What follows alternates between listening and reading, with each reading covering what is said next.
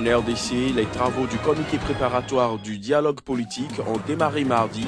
Le rassemblement de l'opposition, qui était absent, estime que les préalables de dialogue ne sont pas encore réunis. Au Gabon, à 3 jours de la présidentielle, le principal candidat d'opposition, Jean Ping, a proposé un débat télévisé devant la nation avec le président sortant, Ali Bongo Ondimba, qui a refusé. Et puis, le secrétaire d'État américain John Kerry a poursuivi sa tournée africaine au Nigeria. Félicitant l'armée dans sa lutte contre Boko Haram, il a mis en garde contre les violations des droits de l'homme. Nouveau rendez-vous de l'information sur SICA. Bienvenue à tous. En République démocratique du Congo, des travaux du comité préparatoire du dialogue politique ont démarré hier mardi. Étaient conviés à ces travaux des acteurs politiques et des membres de la société civile. Mais l'opposition, dans sa majorité, a préféré briller par son absence. Selon le rassemblement de l'opposition, les préalables à la tenue du dialogue ne sont pas encore réunis. Quelques participants à ces travaux nous ont livré leur impression. Les Congolais attendent un nouveau président, le 19 décembre 2016. Les Congolais connaissent la loi, ils connaissent leur constitution, ils veulent que celle-ci soit appliquée.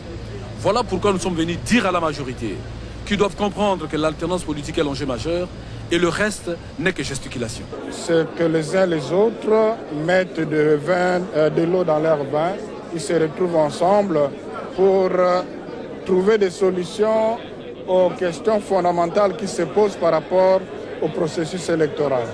Je crois qu'aujourd'hui, il y a lieu d'être satisfait. Parce que ce dialogue aurait dû démarrer à travers les travaux du comité préparatoire 10 jours après la publication de l'ordonnance présidentielle. Mais vous voyez, aujourd'hui, nous sommes au mois d'août 2016. Donc il y a un retard considérable. Et je crois qu'il faudra que les gens se mettent autour d'une table afin de trouver un consensus autour du processus électoral. Et voilà un peu, nous apprécions le discours qui était équilibré. Notre message à l'endroit de ceux et celles parmi les acteurs politiques congolais qui peuvent avoir des questions ou des soucis, c'est de pouvoir donner sa chance aux facilitateurs et à la mission de facilitation de l'Union africaine pour les voir à l'œuvre afin de pouvoir juger sur pièce avant de pouvoir prendre des décisions et des positions. Le discours a été très équilibré. J'étais quand même intéressé par l'appel du facilitateur à ce que tout le monde qui ne nous ont pas encore rejoints puisse nous rejoindre. Et d'ailleurs, à la session qui va venir, nous allons demander à ce qu'on puisse suspendre un peu les travaux afin qu'on continue à parler avec les autres frères, qu'ils viennent et puis bon, on continue parce que nous ne pouvons pas nous permettre, on ne peut pas se payer le luxe de laisser la majorité continuer. On ne peut pas. Au Gabon, une nouvelle polémique vient alourdir le climat des derniers jours de campagne, 3 jours avant la présidentielle. En effet, le principal candidat d'opposition à la présidentielle, Jean Ping, a proposé un débat télévisé avec le président sortant Ali Bongo Ondimba, qui a refusé. Il s'agit d'un débat télévisé devant la nation organisé sous l'égide du Conseil national de la communication. Pour ce débat, Jean Ping a souhaité la participation de journalistes choisis par les candidats et représentant la diversité de la presse et des médias. Il refuse ainsi de participer à l'émission électorale intitulée Le débat, où les candidats ne débattent qu'avec les journalistes de la télévision publique, réputés très proches du pouvoir. L'ex-rebelle et ancien vice-président sud-soudanais Riek Machar, en fuite depuis plusieurs jours, est arrivé à Khartoum pour des soins médicaux. C'est ce qu'a annoncé dans un communiqué hier mardi le gouvernement soudanais. Voici les images. Alors qu'il avait fui dans un premier temps en République démocratique du Congo, après des affrontements meurtriers entre ses partisans et ceux du président Salva Kiir début juillet à Juba, l'ex-vice-président Riek Machar est cette fois-ci au Soudan. Dans un communiqué, le porte-parole du gouvernement, Ahmed Bilal, a déclaré que le Soudan a accueilli Riek Machar pour des raisons humanitaires et des soins médicaux. Sans préciser depuis quand Riek Machar se trouvait au Soudan, il a souligné que dès son arrivée, il avait eu besoin de soins médicaux immédiats. Il est à présent dans un état stable, il restera dans le pays jusqu'à ce qu'il décide de partir, a-t-il poursuivi. Il faut dire que l'annonce de la présence au Soudan de Riek Machar survient au lendemain de la première visite officielle à Khartoum de Taban Denguei, ce dernier qui avait remplacé Riek Machar au poste de vice-président. Pour mémoire, les relations entre Khartoum et Juba se sont tendues alors que le Soudan est accusé de soutenir Riek Machar dans la guerre civile qui a fait depuis décembre 2013 des dizaines de milliers de morts et 2,5 millions de déplacés. Ainsi, l'ambassadeur du Soudan du Sud à Khartoum, Mayan Dout, a déclaré que Juba avait été informé par les autorités soudanaises de la présence de Riek Machar au Soudan. En Afrique du Sud, le candidat de l'Alliance démocratique, principal parti d'opposition, Herman Mashaba, a été élu maire de Johannesburg. 4 des 6 plus grandes métropoles du pays, notamment Johannesburg, Pretoria, Le Cap et Port Elizabeth, sont donc désormais gouvernées par des maires de l'opposition. Il faut dire que Mashaba s'est attiré de nombreuses critiques suite à des propos considérés comme anti-pauvres. Suivez ici quelques réactions de Sud-Africains concernant sa victoire au municipal. Je pense que le vrai test va être de voir si le nouveau maire met l'accent sur les services publics de base pour les pauvres, s'il s'occupe des choses qui posent problème aux gens, aux électeurs. Aménager des parcs et construire de nouveaux centres commerciaux, ce n'est pas ce dont Johannesburg a besoin. Il faut une réponse politique beaucoup plus élaborée.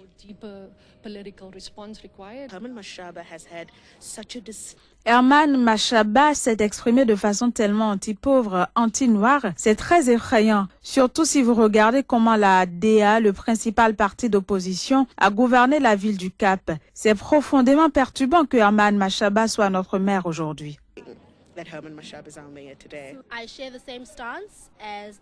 Je partage les vues du nouveau maire. Je crois en effet que notre pays a développé une morale de la dépendance où nous dépendons des autres pour sortir de la situation dans laquelle nous sommes, surtout quand il s'agit de pauvreté. Honnêtement, je crois qu'on fait le choix de rester dans la pauvreté.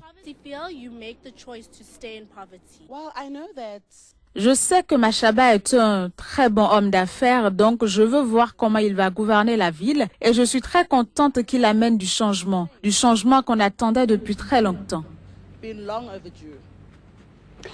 La tournée africaine du secrétaire d'État américain John Kerry au Nigeria se poursuit. En visite hier mardi dans le nord du pays, il a félicité l'armée nigériane dans sa lutte contre Boko Haram. Toutefois, il l'a mis en garde contre les abus et autres violations des droits de l'homme. Reportage.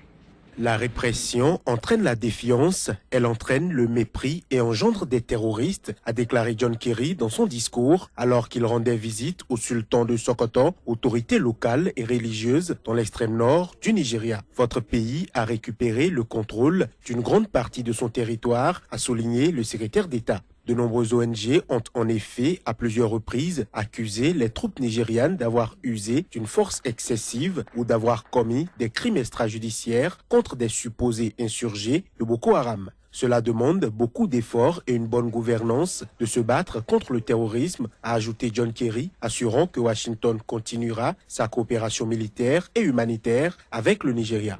Début août, le gouvernement américain, à travers son agence d'aide au développement USAID, a annoncé qu'il ajoutait plus de 37 millions de dollars à l'aide humanitaire déjà en cours dans le nord-est du pays pour répondre à la grave crise alimentaire causée par l'insurrection.